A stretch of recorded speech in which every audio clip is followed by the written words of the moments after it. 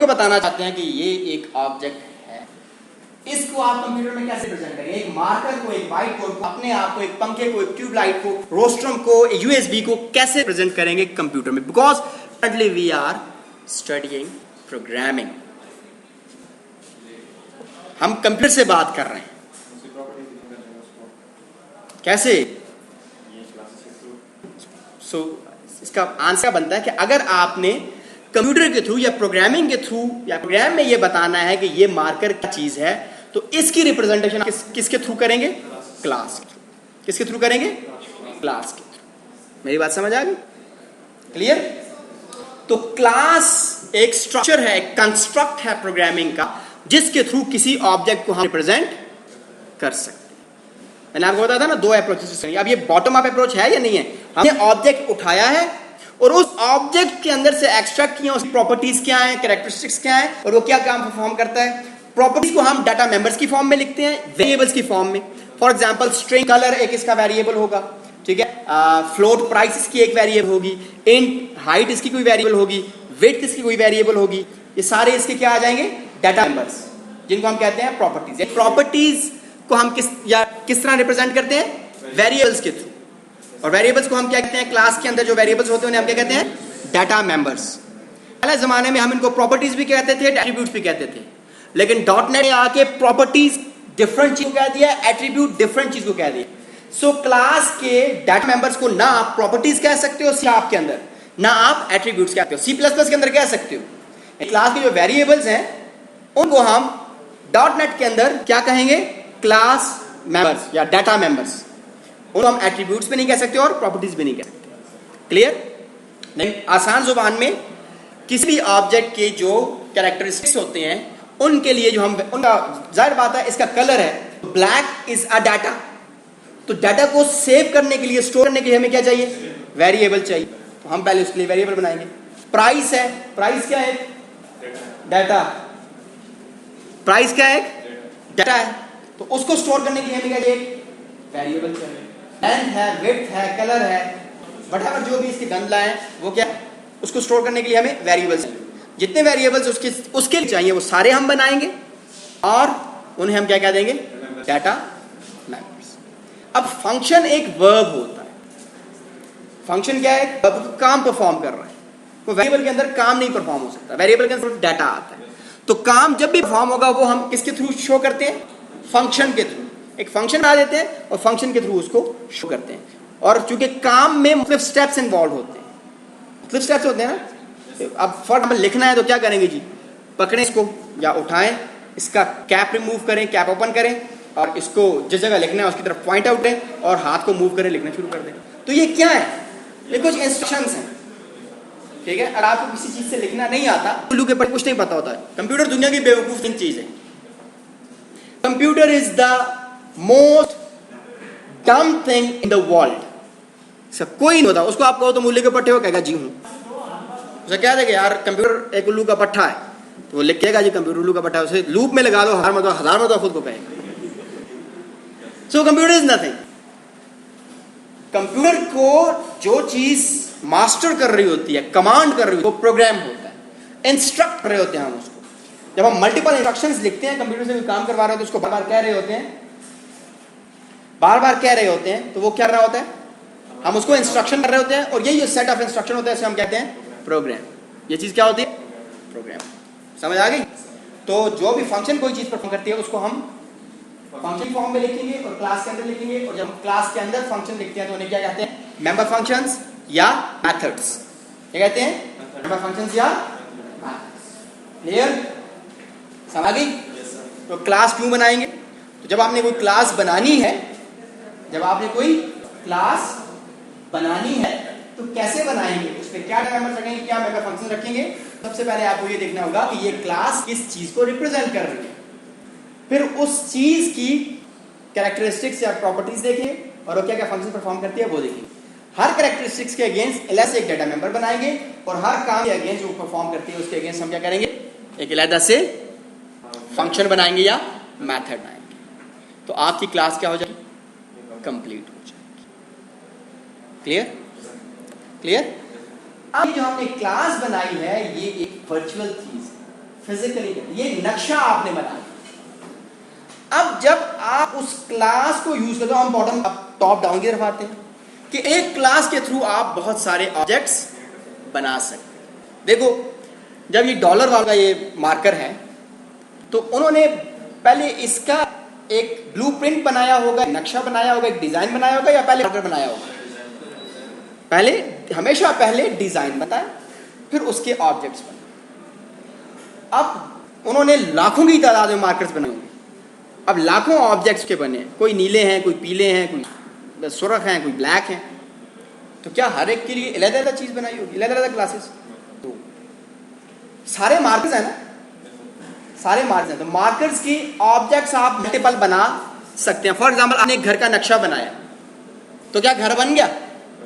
Class की example उस घर के नक्शे की तरह आपने एक बना दिया, घर नहीं बना। आप उस नक्शे की बेस पे घर बनाएंगे बाकायदा, और जब आप घर बनाएंगे तो हम कहेंगे कि हमने इस नक्शे का या इस मैप का, इस ब्लूप्रिंट का एक ऑब्जेक्ट इंस्टेंशिएट किया है। जो प्रॉपर टेक्निकल वर्डिंग है वो क्या है? इंस्टेंशिएशन। ऑब्जेक्ट बनने को क्या कहते हैं? Object instantiation, object creation. ठीक है, तो जब आपने ऑब्जेक्ट बनाया तो उस ऑब्जेक्ट में क्या होगा? उस ऑब्जेक्ट में वो तमाम के तमाम जो प्रॉपर्टीज या कैरेक्टरिस्टिक्स या डाटा मेंबर्स होंगे जो आपने क्लास में डिफाइन किए, और उस ऑब्जेक्ट के थ्रू आप तमाम के तमाम फंक्शंस जो क्लास डिफाइन है वो परफॉर्म करवा सकते। अब हर ऑब्जेक्ट डिफरेंट हो सकता है। कैसे? लेट्स से एक नक्शा आपने बनाया है, उसमें 10 घर बनाए हैं, इसका मतलब ये है कि कितने ऑब्जेक्ट्स ने बना दिए? 10 ऑब्जेक्ट्स बना दिए। अब हर एक का कलर चेंज हो सकता है, बिकॉज क्लास के अंदर हमने क्या रखा हुआ था कि घर का कलर होगा। अब कलर उसकी एक प्रॉपर्टी है, कैरेक्टरिस्टिक्स है, उसका डाटा कुछ भी हो सकता है। That may be green, that may be off-white, that may be white, that may be blue, that may be green, or that may be red, whatever जो भी आप रखना चाहते हैं, जो सूट करता है आपको, आपको कलर कर सकते हैं। तो ये मार्कर है, कलर इसका एक प्रॉपर्टी है। कलर हमने क्या रखी है? इसकी property. Colour can be anything, that may be black, that may be blue, that may be red, that may be white, that may be silver, that may be golden, whatever जो, लेकिन marker यही class हो। अब एक marker थोड़ा सा बड़ा है, इससे छोटा भी बना सकते हैं, तो वो क्या चेंज किसमें है? मार्कर में? नो, उसका एक डाटा मेंबर है, साइज हुआ, हम थोड़ा सा चेंज कर दिया। That's it. So this is sorry, data member should be private and member function should be public. ये थोड़ा सा कंसेप्ट बाद में डिस्कस करेंगे, वरना आप चीजों को मिक्स कर देंगे, टर्मिनल्स हो जाएंगी। हम कैलकुलेटर क्लास को डिस्कस कर रहे थे, कैलकुलेटर क्लास आप कैसे बनाएं। तो कैलकुलेटर क्लास के अंदर आपके पास एटलीस्ट 3 डाटा मेंबर होने चाहिए, नंबर 1, नंबर 2 एंड रिजल्ट।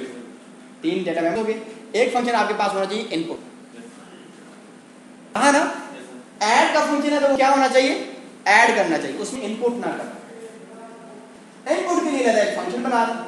ठीक है, मैं छोटी सी क्लास बना के दिखा देता हूं। उधर बना दूं या इधर बना दूं? वीडियो में बना देते हैं तो समझ आ जाएगी सब, तो आप वीडियो से फिर देख लीजिएगा, मैं साथ साथ बोलता हूं। ठीक है, विजुअल स्टूडियो भी ओपन कर लेता हूँ। लगे हम कैलकुलेटर का एक प्रोग्राम बनाने लगे हैं। वीडियो में अगर अल्लाह करे बन गई इसकी वीडियो, ना बनी तो इसकी खैर नहीं है।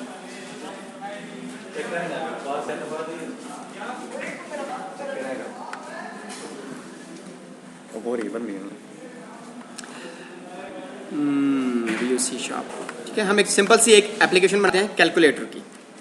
तो बेसिकली तो आपने कल जो बनाया होगा, घर में आपने बनाया तो नहीं है मुझे यकीन है, लेकिन अगर बनाया होता किसी ने तो उसने उसी मेन के अंदर ही पूरा बनाया होगा, यकीन है। ठीक है, नॉर्मली क्या होना चाहिए कि ये जो क्लास प्रोग्राम आपको दी गई है ना, आपको इसलिए दी है कि इसके अंदर मेन होगा, ये आपको एंट्री पॉइंट प्रोवाइड करती है, अदरवाइज आप बाकी सारी चीजें अलग बनाए। तो मैं यहाँ पे क्या कर रहा हूँ, एक नई क्लास बना रहा हूँ। क्लास का नाम मैं रख देता हूँ कैलकू, कुछ भी कैल्क रख लेता हूँ क्लास का नाम, क्योंकि कैलकुलेटर में नेम स्पेस का नाम रखती है क्लास। अब इसमें क्या होना चाहिए? 3 मेंबर डाटा मेंबर्स होंगे। मैं इसको कर देता हूं जी int number 1, number 2, res result. ठीक है, data members should be private. तो अगर आप इसके साथ कोई भी एक्सेस मॉडिफायर नहीं देंगे तो बाय डिफॉल्ट इनका एक्सेस मॉडिफायर होगा प्राइवेट होगा। ठीक है, अगर आप इसको पब्लिक बनाना चाहते हैं तो आपको पब्लिक खुद से देना पड़ेगा। अब मैंने कहा ना कि अब देखो हमने इसमें कैलकुलेटर में करना क्या है, एक इनपुट लेना, फिर वो प्लस माइनस वाले टास्क परफॉर्म करने, और फिर एक आउटपुट लेना है। उसका मतलब है इनपुट अलग फंक्शन चाहिए, डिस्प्ले अलग फंक्शन हो जाए। मैं यहाँ पे एक लिख देता हूँ। अब फंक्शन जो भी हैं जिनको आप बाहर से कॉल करेंगे उनको क्या चाहिए, पब्लिक। तो मैं कह देता हूँ जी पब्लिक वॉइड, वॉइड मीन्स कुछ भी चीज़ रिटर्न नहीं करेगा, और मैं कहता हूँ जी इनपुट। फंक्शन का नाम रख दिया इनपुट, और यहाँ यूजर से मैंने क्या दिया console dot right line please enter two numbers. ठीक है बच्चों, कंसोल डॉट राइट लाइन। अब मैं 2 नंबर्स लेने के लिए अब अगेन मुझे वही वाला काम करना पड़ेगा। ठीक है, कि स्ट्रिंग में लेके उसको इंट में कन्वर्ट करना पड़ेगा। उसको इसके लिए अलग फंक्शन होना चाहिए कन्वर्जन के लिए।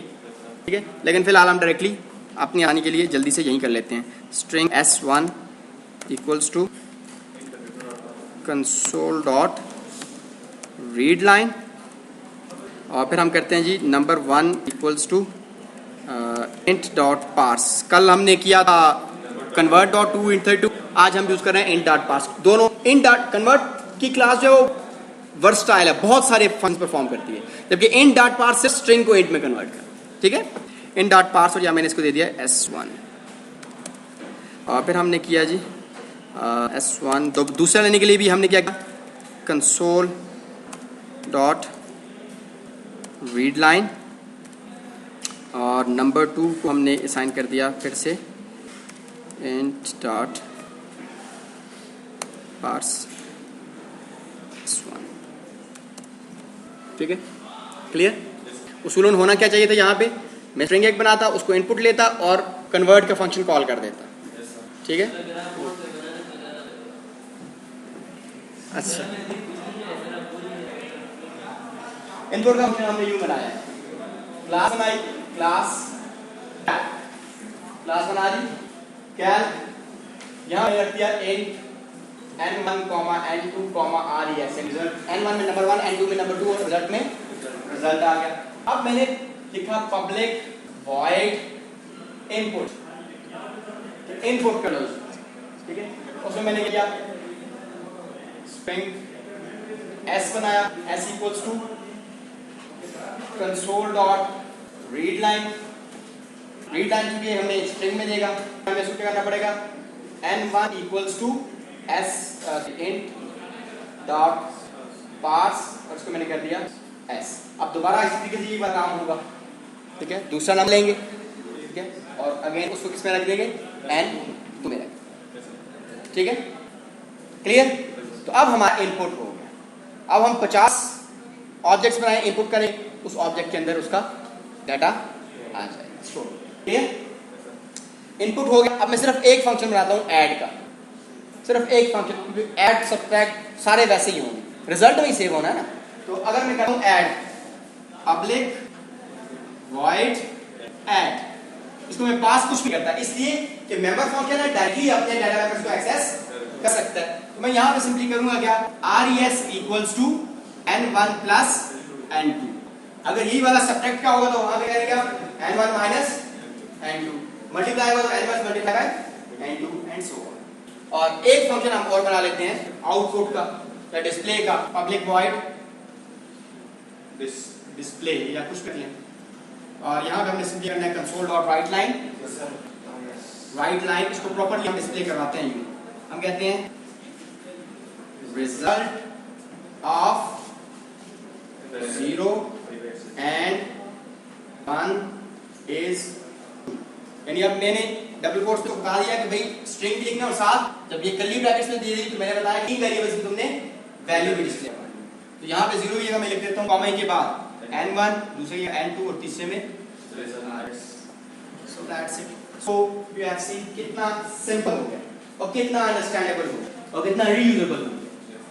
ठीक है, अगर आपने इनपुट में चेंज करनी है कोई तो you don't need to change the whole program, simply यहीं पे नहीं इनपुट क्यों आप चेंज करिए, फंक्शन जो है अलग से हो गया। ठीक है, तो आप चेंज अगर इनपुट में कर रहे हैं और एरर आया था तो आपको पता है कि एरर किधर आया, तो मैंने इधर किया इधर ही आया होगा, उसी को देखो।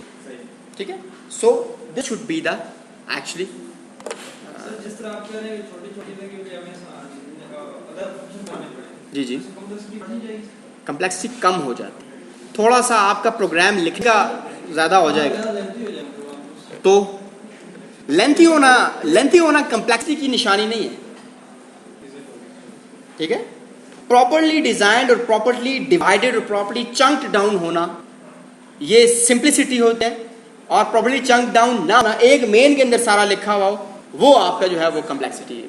सर एक ही मेन के ये है, तो अभी जैसे हमने करना कर रहे हैं इसको हम किसी और फंक्शन में कर लें या इसी में कर लें, एक ही लाइन का है, एक ही लाइन के लिए हमने इसको बनाना इसका कोई नहीं, तो उसमें हर्ज कोई नहीं होना चाहिए, ठीक है, क्लियर। तो ये हमने लेट्स से इसका एक इन कर लिया। एक यहाँ पे मैं जल्दी से पॉइंट ऐड का बना देता हूँ, और यहाँ ऐड में हमने क्या करना है जी, res equals to number 1 plus number 2, और इस तरीके से सारे बाकी भी होंगे। इसको भी पब्लिक कर दूं। अब सवाल ये पैदा होता है कि मेन्यू डिस्प्ले करना है या यूजर से इनपुट लेनी है कि क्या काम करना चाहता है, वो कैसे करें, वो भी तो होना है ना। अभी मेन तो हमने बनाया ही नहीं है।